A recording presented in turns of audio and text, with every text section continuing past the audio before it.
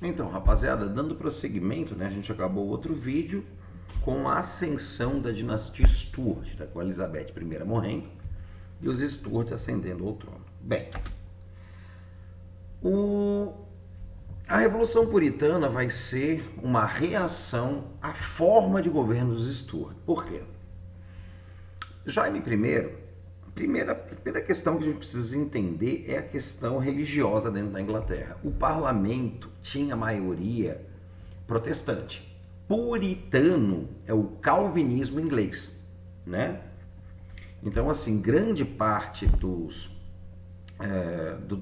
parlamentares ou eram puritanos, né, ou eram calvinistas, ou eram anglicanos, certo? E Jaime I era católico. Só esse primeiro embrolho aí já era motivo para o parlamento não curtir muito a fuça dele, não. Só que, além disso, Jaime I também nunca foi muito dado à arte de ouvir o parlamento e de querer conversa com o parlamento. Agora, a bucha começou mesmo na década de 1640, né? Em 1640. Por quê? Porque o filho do Jaime I, o Carlos I, o sucessor, né? Ele não queria mesmo conversa com o parlamento e ele vai fechar o parlamento por 10 anos. Fecha e governa de forma absolutista por 10 anos. Aí, por pressão dos nobres, ele acaba reabrindo esse parlamento. E aí o parlamento começa a ter... Obviamente ele não queria escutar o parlamento, ele não queria obedecer ao parlamento, ele reabre o parlamento por pressão, mas não dá voz ao parlamento, né? Não permite que o parlamento interfira nas questões políticas. Ora pipoca, por que vai? Porra, ora pipoca foi uma expressão horrível, né? Pelo amor de Deus, o cara denuncia a sua idade dessa forma. Tá, vamos dar prosseguimento. Então, ora bolas, pronto, vamos lá, né? Porque eu não posso usar meu linguajar clássico de sala de aula aqui, então vamos lá. Como eu estava falando aos senhores, né? O Carlos I tinha reaberto o parlamento e estava defecando para o parlamento. Aí esse parlamento vai, sob a liderança de um camarada chamado Oliver Cromwell, que vai começar a organizar milícias contra o exército de Carlos I, vai conseguir fazer uma revolução de fato que vai acabar nessa cena bonita aqui, ó, que a gente está vendo aqui em cima. Cadê meu mouse, cacete? Tá aqui, ó. Né? Nessa cena bonita, né? Carlos I é decapitado pelos ingleses. Então, assim, a galera que acha que os ingleses ficaram muito assustados com, né, os franceses decapitando Luís XVI, lembra, já tinham feito isso 100 anos antes, 150 anos antes já tinha feito isso. Ah, então, Carlos I é decapitado em 1649. Aí vai começar uma fase muito interessante, porque eles decapitam um rei, né? Corta a cabeça do rei fora e o parlamento vai colocar agora como chefe do Estado o próprio Oliver Cromwell, mas em uma república. E é muito interessante que é a única fase da história que é inglesa que a gente vai ter uma república aí, né? Da morte de Carlos I até a derrubada de Richard Cromwell, que é o filho dele, mas a gente já chega lá. Vamos lá, então, vamos dar prosseguimento, tá bom. O governo de Oliver Cromwell vai ser conhecido como República de Cromwell, ok? E a parte mais importante, e talvez a única que caia no vestibular, assim, de fato a única que cai no vestibular, é uma coisa muito bacana que ele fez para o comércio inglês, que é a assinatura do Ato de Navegação. O Ato de Navegação é isso que tu tá vendo aqui, ó, tá? É nessa imagenzinha. O que acontece? O que ficava determinado pelo Ato de Navegação? Que produtos ingleses seriam comercializados por navios ingleses.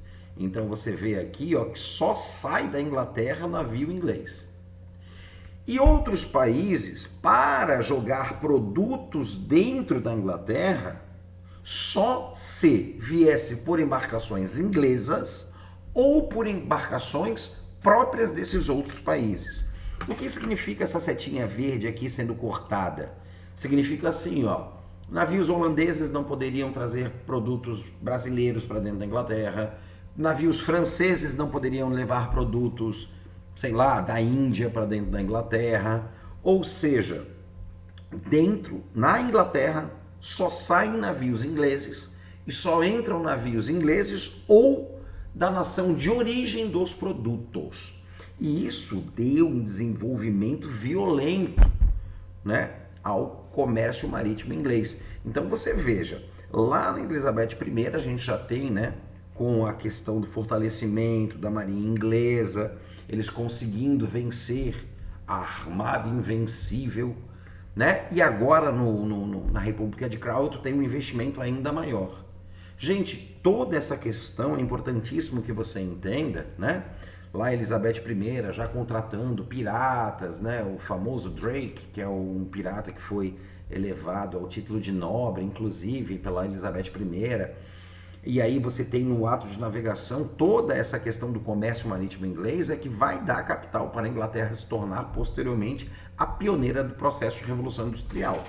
Tá? Então as coisas estão ali, ó, intimamente ligadas, tá? Essa questão do crescimento mercantil, né, do comércio marítimo inglês com a própria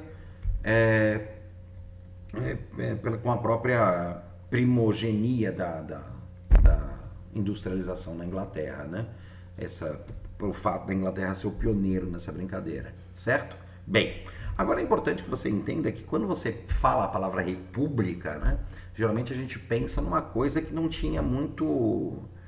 a gente pensa numa coisa mais aberta e tal, né? Que não é o caso, não. A República de Crown, na verdade, era uma ditadura personalista. O que é uma ditadura personalista? Ele mandava e ponto, né? Inclusive, como você pode ver aí, né? Poucos anos depois de assumir o poder, ele dissolve o parlamento e é o cara da Inglaterra. Inclusive, o parlamento ofereceu a Oliver Cromwell a coroa inglesa. E ele falou, não quero ser rei não, tá massa como eu tô, né? Deixa eu ser um ditador só, tá? Bem, só que quando ele morre, as relações, né? E então, ditador que era, passou a presidência para seu filho, Richard Cromwell. Só que o Richard Cromwell não teve o mesmo sucesso e acabou sendo afastado pelo parlamento, que chama Jaime II, tá? Minto, né? Carlos II, desculpa, que chama Carlos II ao trono, que também era da dinastia Stuart. Só que aí você deve pensar, pô, os caras matam um rei, fazem uma república, tiram o presidente, chamam o rei de volta, né, chamam um outro rei. Mas só que é importante que você entenda que quando Carlos II assume o trono, ele assume esse trono tendo compromisso, assinando um compromisso que permitiria ao parlamento legislar e que não imporia regras ao parlamento, não imporia leis sem aprovação desse parlamento. Só que adivinha o que aconteceu?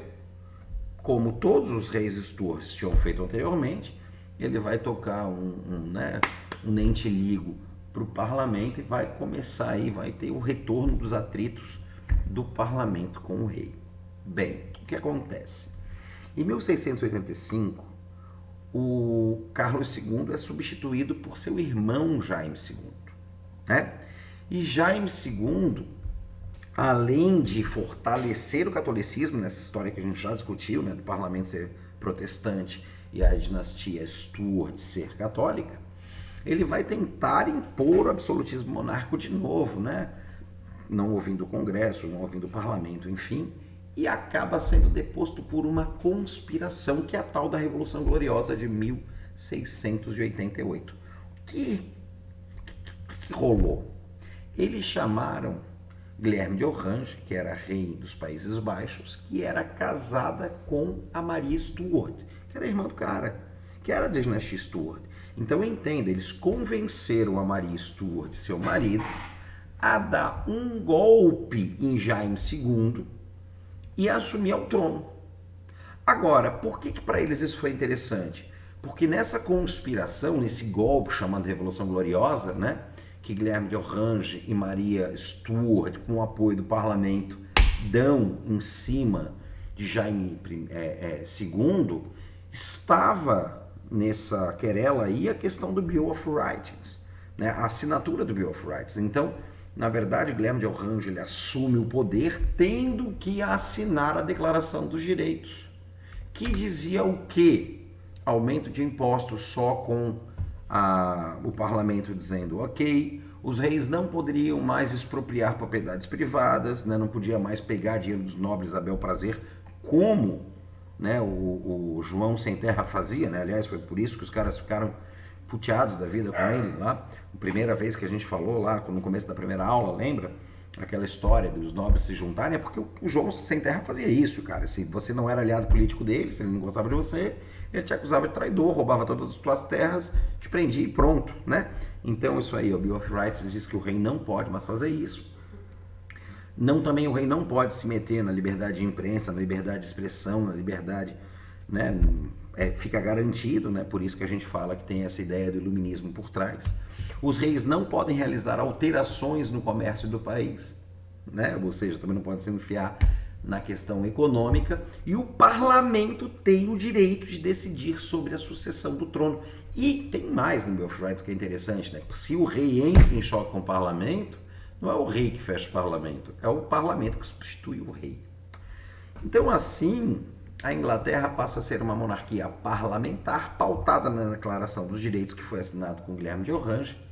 Sistema esse que vem, né, funcionando naquele sistema bicameral, né, da Câmara dos Lordes, da Câmara dos Comuns, com os nobres e os burgueses, lembrando que os puritanos, grande parte deles são calvinistas, né, porque são também comerciantes.